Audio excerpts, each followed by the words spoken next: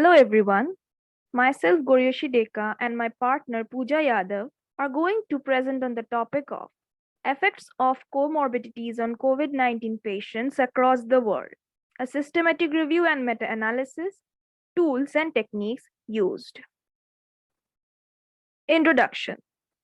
Coronaviruses are a large family of viruses that are known to cause illness, ranging from common cold to more severe diseases such as Middle East Respiratory Syndrome and severe acute respiratory syndrome.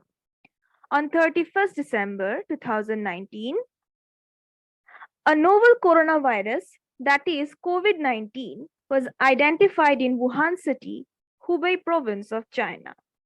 The International Committee of Taxonomy of Viruses named this virus as Severe Acute Respiratory Syndrome Coronavirus 2, SARS-CoV-2. Studies and research have established a close link between COVID-19 and comorbidities. COVID-19 patients with underlying comorbidities were more prone to ICU admission, severity, and even mortality.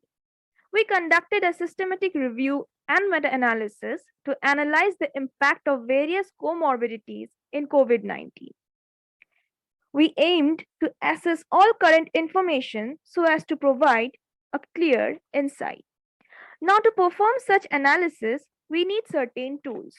Hence, in this meta-analysis, we have used tools for data collation, data analysis, and data visualization. Next, we come to literature search methodology using PubMed. Now, scientific literature is the principal medium for communicating the results of scientific research. Literature search is a systematic and well-organized search from the already published data to identify good quality references on a specific topic.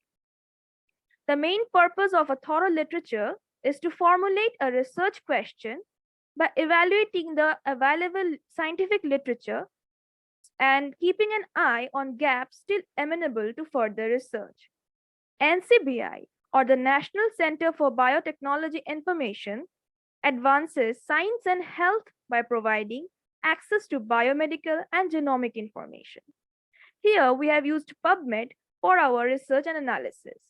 PubMed is a free resource developed and managed by NCBI, which supports the search and retrieval of biomedical and life sciences literature with the aim of improving health, both globally and personally. A search strategy is important during a systematic analysis of research papers. So we conducted a comprehensive search in PubMed to find all the articles relevant to our research that were published until 25th January 2022. The search keywords used were COVID-19 or coronavirus or SARS-CoV-2 and comorbidity or comorbidities and meta-analysis, and the language for filters was English.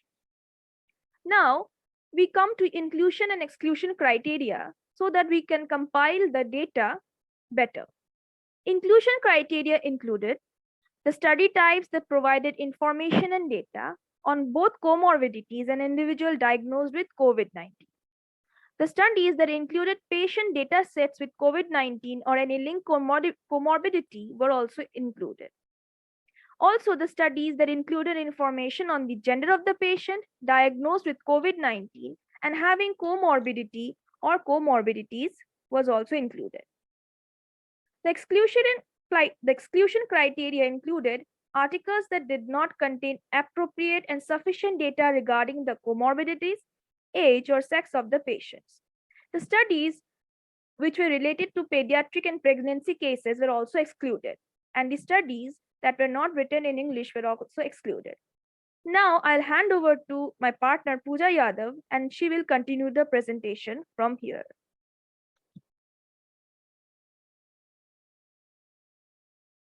Data extraction and screening. Data extraction and screening were performed using PRISMA guidelines. The flowchart on the right is called PRISMA diagram, which briefs about data extraction and screening methodology. Using the keywords, we identified 297 records through PubMed and excluded 106 of them through screening titles and abstracts. A total of 191 articles were fully reviewed, out of which 75 articles were excluded due to insufficient and non-relevant data, giving us 116 meta-analysis studies. Now that we have our data, next step is to analyze this data. Data analysis is a process of inspecting, cleansing, transforming, and modeling data with the goal of discovering useful information, informing conclusions, and supporting data making. Excel is a software program created by Microsoft that uses spreadsheets to organize numbers and data with formula and functions. Microsoft Excel is one of the most popular applications for the data analysis, and we have used it. The picture on the right is a portion of the Excel table of the collected data, which was then analyzed using Excel. After we have analyzed our data, it is important to represent it in the form of pictures, which is easier to understand.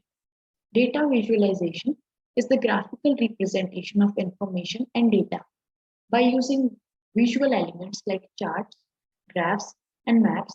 Data visualization tools provide an accessible way to see and understand trends, outliers, and patterns in data. For data visualization, we have used basically two tools. One is Excel, another is MapChart. MapChart.net is an online map making tool to create custom world maps showing all countries of the world, which can be edited to suit the data and downloaded for free to use in our computers. The picture on the right is the map of South America, wherein the dark blue color denotes greater than 10,000 COVID-19 patients and light blue color denotes less than 10,000 COVID-19 patients. This graph is obtained using Excel, another tool which we have used for data visualization. It shows that percentage COVID-19 patients is on the y-axis and countries reporting hypertension as comorbidity is on x-axis. The total number of COVID-19 patients is reported using the numbers denoted on top of each bar. Orange bars denote COVID-19 patients who did not have hypertension as a comorbidity, and blue bar denote COVID-19 patients who had hypertension as a comorbidity. This type of chart is called 100% stacked bar chart. Although we have used Excel and MapChart.net for data visualization, there are other tools as well which can be used. So these are the tools and techniques that we have used in our project. Thank you.